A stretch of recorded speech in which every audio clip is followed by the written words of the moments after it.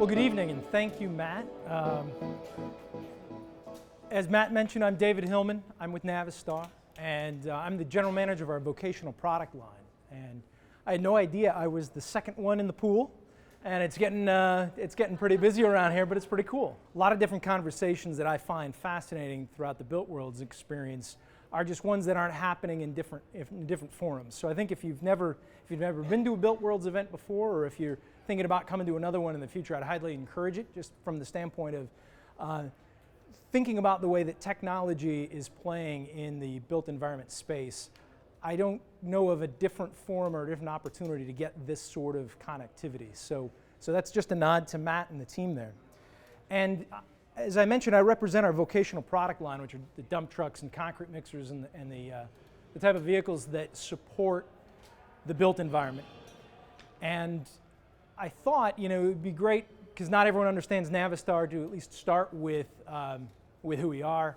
But instead of drowning you with all sorts of, here's some corporate history, mumbo jumbo, I thought it'd be probably best to frame us up in terms of Tech Week, right? This is Tech Week. So thinking about Tech Week and then putting this guy on the page is probably a little bit discordant to some of you. So some of you, I'm sure, are better with your American history than I am. I remember George Washington, and I remember Abe Lincoln. The stuff in between, please don't ask me about the Millard Fillmore administration, because I can't tell you about it. But I do remember there are a couple early tech pioneers. And the ones I remember are Eli Whitney and, come on, and, very good. I wasn't even going to get to the other gentleman. I was going to say, what's Eli Whitney known for? The cotton gin. And please say that a little louder. Cyrus McCormick. So that's Cyrus McCormick, and I'm sure many of you knew that, but I forgot what he looked like. But he was the founder of the company that I work for. And when you consider what the state of America was like in the 1830s, a very agricultural-based society, and his invention, his tech, was all around enabling a farmer to do a lot more in a given day. So the way that catalyzed the movement of cities and the movement of people and the expansion of a population of a very new and growing country was pretty compelling. And his tech kept going throughout the 20th century. We became known as International Harvester. Many of you may have known us with that logo. We were a Fortune 50 company, I think, at our peak. And the tech that I wanted to at least talk to a little bit there was we had the first factory available 4x4 little personal use vehicle we called the Scout. And so we didn't know what an SUV was. I don't think anyone knew what an SUV was, but we had the tech before we had the term. So the Scout was the first SUV. And we also really made a lot of progress for farmers continued through the 20th century. And that's just one of the examples here is the Farmall, which was the technology that really helped smaller farmers to compete and to grow and expand throughout the 40s, 50s, and 60s. And then fast forwarding into the 21st century, International is the brand of Navistar. So all of our vehicles are international products, and we've got a lot of wheeled vehicles, highway tractors and school buses. And again, I represent the dump trucks. And that dump truck technology really plays forward into what really got us a big, strong connection to the government in the 21st century, was how we were able to bring that tech forward in the theaters of war. So there was a real demand in the early stages of the Iraqi and Afghani conflicts, where Humvees, which had been the mobility of choice for a lot of the warfighters, just were not prepared for the IEDs, the explosive devices that were prevalent. And there was a lot going on in the news. You probably recall a lot of the carnage that was taking place with men and women in armed services overseas. So the government spurred a lot of demand for how do we quickly get into theater with a more armored up type of vehicle. We were able to leverage essentially our dump truck platform. And so this is really a case of, instead of going to the type of people that would make you the $300 toilet seat or the $500 hammer, they came to companies such as Navistar, who had an installed base, had an industrial machine available to quickly get into theater, that type of technology, but up-armored, so partnering up and going speed to market. And that really, I think, is a launching off point for how I think about the way that new tech really plays at our company.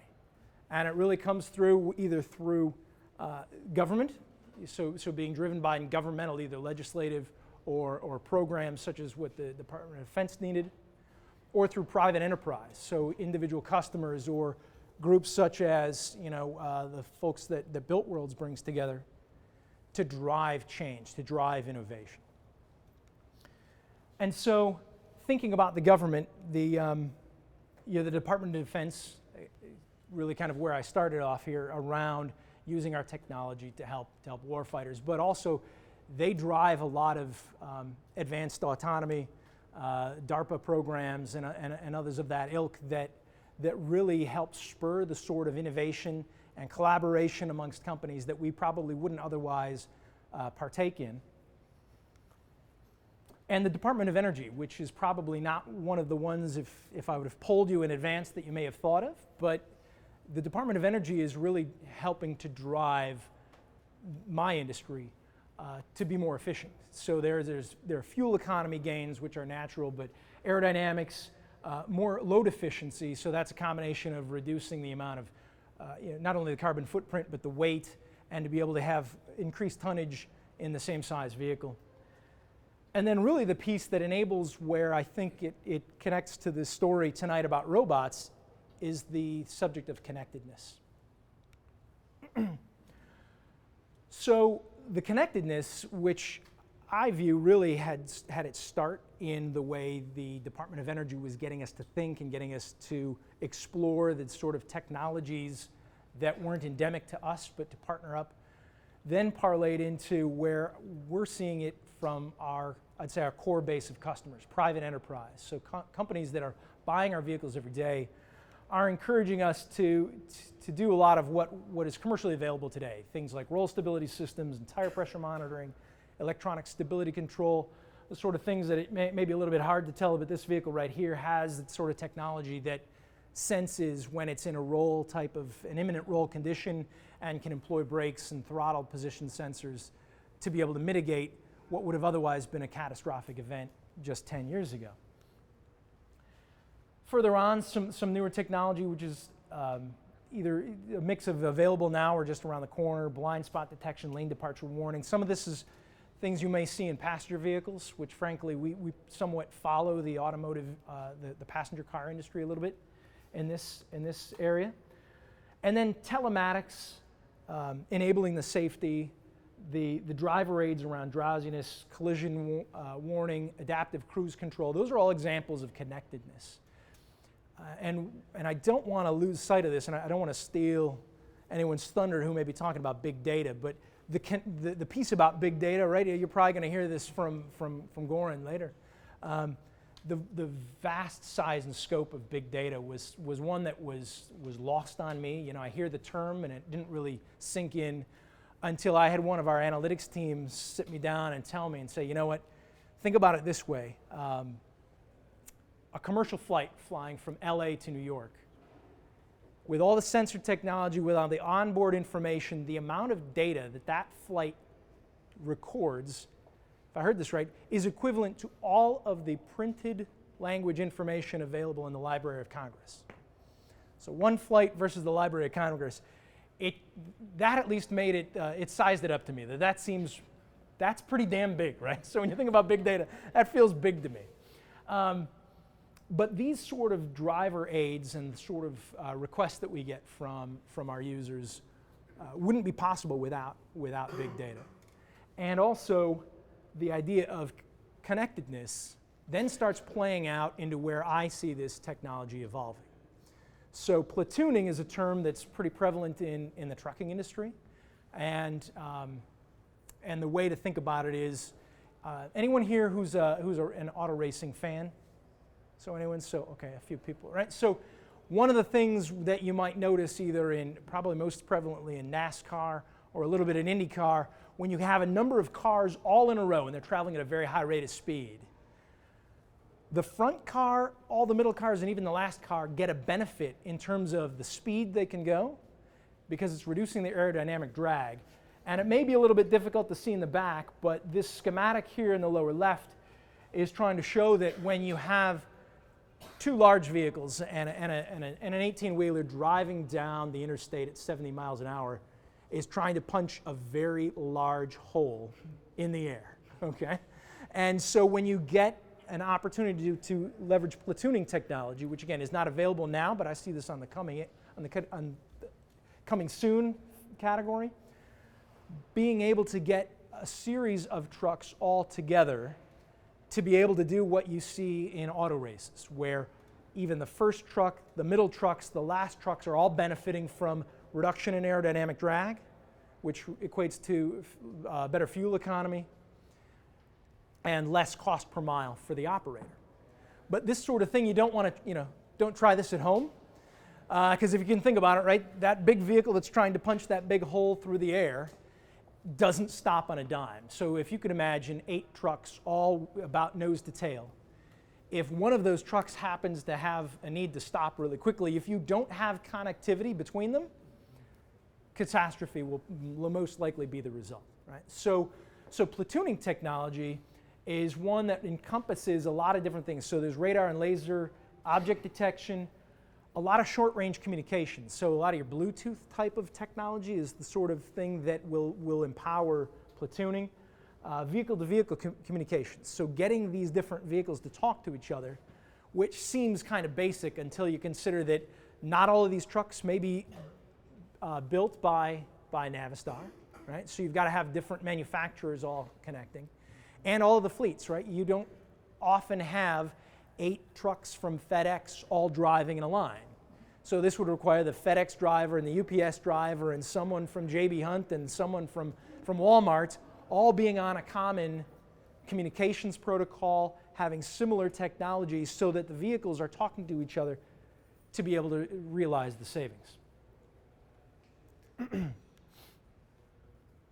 Which gets us to the various levels of automation, which I was able to lift this from another presentation. So as you can expect, the ability to have those common protocols and common infrastructure to be able to enable technology like platooning requires a lot of regulatory and legislative and government involvement, right? So I firmly believe that the technology path is probably going to be quicker than the legislative path. Just that's probably a sad commentary on my opinion about our halls of government. But it's not so much that I think our government is that slow. I just think that tech is going to evolve that much quicker. But this is an example of where the discussion is taking place, both automotive and in on-highway truck transportation.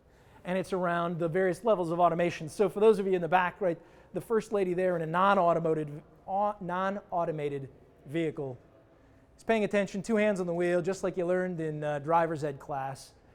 In the partly automated space, well, she's eating an apple. She's got 1 hand on the wheel, eating an apple, and some of you might say that's kind of like how I drive today without any automation. But I'll let you think in that your own. The third box here is highly automated, and she's reading a book. So again, don't try this at home without the technology cocoon around you.